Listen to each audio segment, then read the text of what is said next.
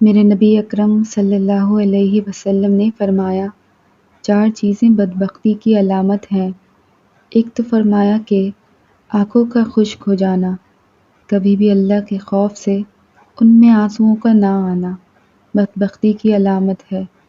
دوسرا، رسول صلی اللہ علیہ وسلم نے فرمایا دل کا سخت ہو جانا، یہ بدبختی کی علامت ہے کہ تیرے دل میں کسی کے لیے درد نہ ہو، تیرا دل کسی کے لیے نرم نہ ہو، تیری طبیعت میں کبھی کسی بندے کے لیے ہمدردی پیدا نہ ہو، یہ بدبختی کی علامت ہے۔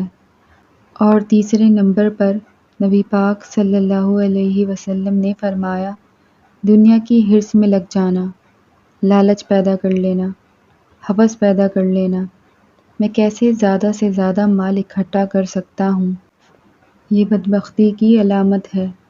چوتھے نمبر پر نبی پاک صلی اللہ علیہ وسلم نے فرمایا لمبی امیدیں وابستہ کرنا بدبختی کی علامت ہے۔